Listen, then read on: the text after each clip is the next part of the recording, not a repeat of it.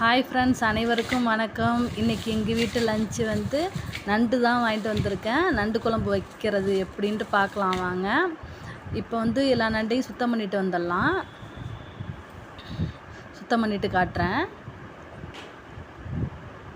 சுத்தம் பண்ணிட்டு வந்துட்டேன்.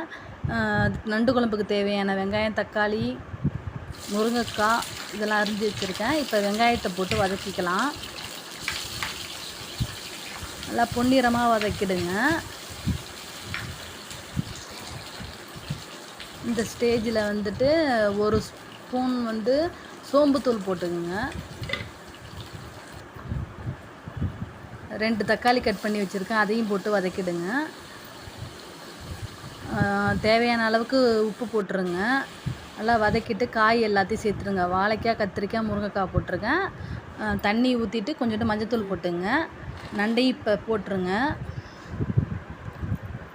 எண்ணெய் சட்டி பத்தலைங்க, அதனால் நான் மாற்றிட்டேன். பெரிய சட்டியில் வச்சுங்க. 2 கரண்டி மிளகாத்தூள் போட்டுங்க, குழம்பு மிளகாத்தூள். நல்லா போட்டு கிண்டி விட்டுட்டு நல்லா ஒரு நெல்லிக்காய் சைஸுக்கு, பெருநெல்லிக்காய் சைஸுக்கு புளியை கரைச்சிட்டு அதில் சேர்த்துங்க. நல்லா கொதிக்கணும், நண்டு வேகணும். அந்த ஸ்டேஜில் தேங்காய், பூண்டு, மிளகு ஜீரகம் மட்டும் வச்சு அரைச்சிட்டு அதில் மிக்ஸ் பண்ணுங்க. இஞ்சி வைக்க தேவையில்ல. குழம்பு ரெடி ஆகிடுச்சுங்க, நண்டு குழம்பு. என் சேனல் பிடிச்சிருந்தா லைக் பண்ணுங்கள், ஷேர் பண்ணுங்கள், கமெண்ட் பண்ணுங்கள், மறக்காமல் சப்ஸ்கிரைப் பண்ணுங்கள். நல்லா கம கமன்னு நண்டு குழம்பு ரெடி ஆகிடுச்சு. வாங்க.